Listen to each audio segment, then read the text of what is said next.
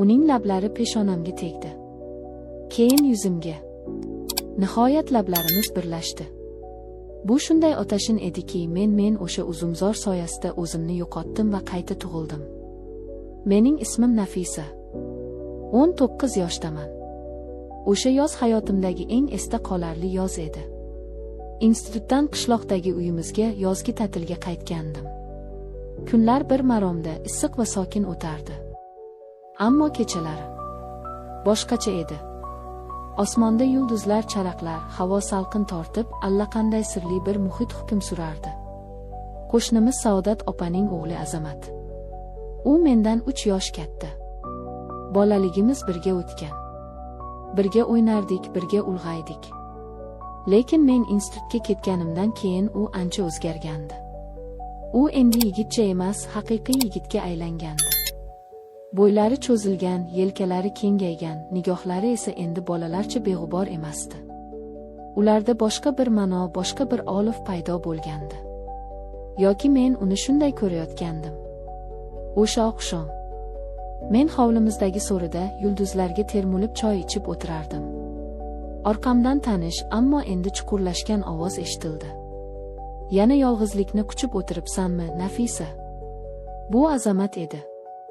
U kulib turardi, ammo ko'zlari meni butunlay boshqacha o'rganardi. Yuragim gupillab ketdi. Salqin havoda o'tirgim keldi, dedim ohista. U yonimga o'tirdi. Bir muddat jim qoldik. Faqat chigirtkalarning chirillashi eshitilardi. Sen ancha o'zgaribsan, dedi u nihoyat, ovozi negadir bo'g'ilib. Go'zallashibsan. Men qizarib ketdim. Boshimni egdim. Sen ham, dedim pichirlab. Suhbatimiz avvaliga bolalik xotiralari bilan boshlandi, kulishdik. Lekin asta-sekin suhbatimiz jiddiylashdi. U shahardagi ishlari haqida, men esa o'qishim haqida gapirdim. Lekin gaplarimiz ular shunchaki gap emasdi. Ular orasida aytilmagan so'zlar, yashirin nigohlar bor edi. Birdan u jim qoldi.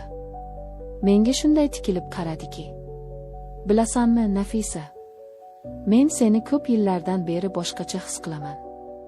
Avvaliga bu shunchaki qo'shnichilik mehri, ukalik mehri deb o'ylardim. Lekin sen ketganingdan keyin seni shunday sog'indimki. Sen ulg'ayganing sari sening ko'zlaring, sening kulgularing meni aqldan ozdirdi. Yuragim qafasdan chiqib ketayozdi. Men so'z topolmadim. Ammo ko'zlarim unga allaqachon javob berib bo'lgandi. U asta qo'limni ushladi. Qo'llari qaynoq, kuchli, ammo shunday mayin ediki. Men qarshilik ko'rsatmadim. Bu men kutgan, ich-ichimdan orzu qilgan lahza edi. Qo'rqyapsanmi? Yo'q. Faqat bu tuyg'u bu shunday kuchli ediki. Yuragim bo'g'zimga tiqilgandek edi. Azamat asta qo'limdan tortib o'rnidan turdi. Meni hovlimiz orqasidagi oy nurida yaltirab turgan uzumzor tomon boshladi. O'sha yerda salqin toklar soyasida biz yana yuzma-yuz keldik. Havo yomg'ir hidiga to'lgandi. Go'yo tabiat ham bu tunning sirli bo'lishini bilgandek edi. Menga yaqinlashdi. Nafasi yuzimga urildi. Uning lablari peshonamga tegdi. Keyin chakkalarimga, yuzimga. Nihoyat lablarimiz birlashdi. Bu mening birinchi bo'sam edi. Ammo bu shunchaki oddiy bo'sa emasdi. Bu yillar davomida yig'ilgan sog'inchning, aytilmagan hislarning portlashi edi. Bu shunday mehrli, shunday ehtirosli ediki. Men ko'zlarimni yumdim. U meni bag'riga bosdi. Uning quchog'i shunday issiq, shunday himoyalovchi edi. Men unga suyanarkanman, butun dunyo yo'qolib qolgandek tuyuldi. Faqat u va men. O'sha tun biz oramizdagi his-tuyg'ularga bo'ysundik. Uning o'pichlari chuqurlashdi, talabchanlashdi. Qo'llari sochlarim orasiga kirib, boshimni o'ziga tortdi. Mening ham qo'llarim beixtiyor uning kuchli yelkasini topdi. Bu men yillar davomida orzu qilgan his edi. Uning qo'llari belimdan pastga sirg'alarkan, men titrab ketdim. Nafisa jonim, dedi u hansirab. Men to'xtay olmayman. To'xtamang, dedim men ham pichirlab o'zimni yo'qotib. U meni avaylab yerga, yumshoq maysaning ustiga yotqizdi. Oy nuri uzun barglari orasidan tushib, uning yonib turgan ko'zlarini yoritardi. U sekin ko'ylagimning tugmalarini yecha boshladi. Uning barmoqlari tanamga tekkanida men olov bo'lib yonayotgandek edim. Men uyalardim, ammo bu uyat shunday shirin ediki. U yechindi. Uning kuchli, yosh tanasi oy nurida yanada jozibali ko'rinardi.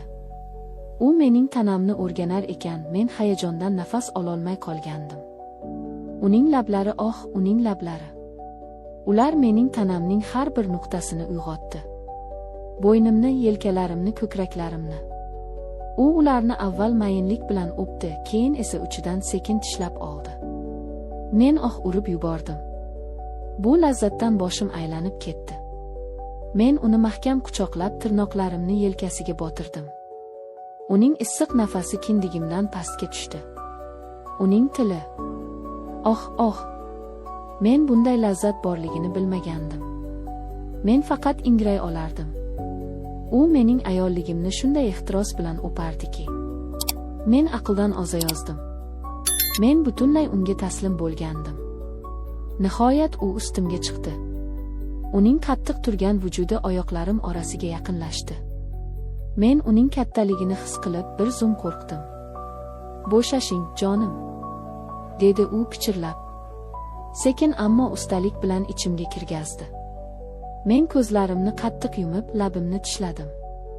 Bu og'riq va lazzatning portlashi edi. U bir soniya to'xtadi. Keyin sekin harakatlana boshladi. Chuqur va mayin. Har bir harakat bilan men o'zimni yo'qotib borardim.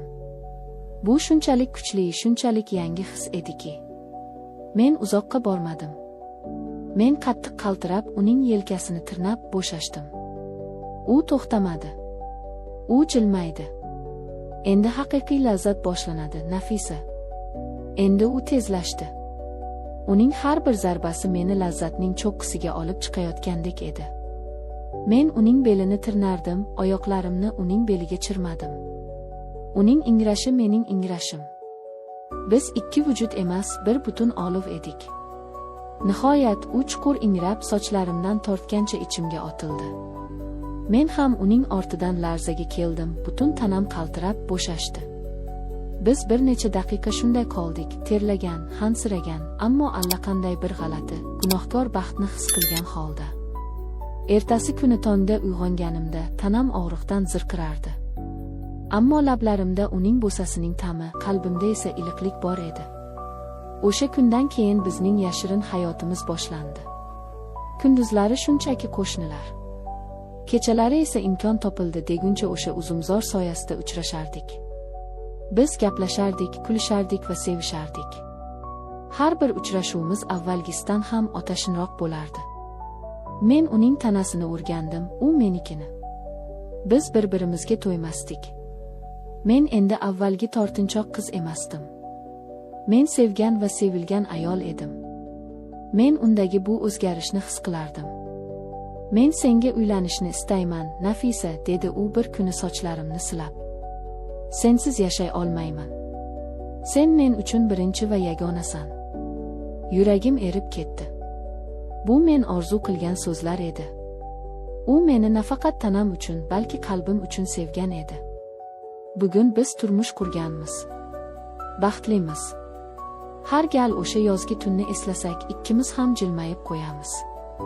Chunki bu nafaqat mening birinchi kecham, balki bizning abadiy sevgimiz boshlangan o'sha sehrli tun edi.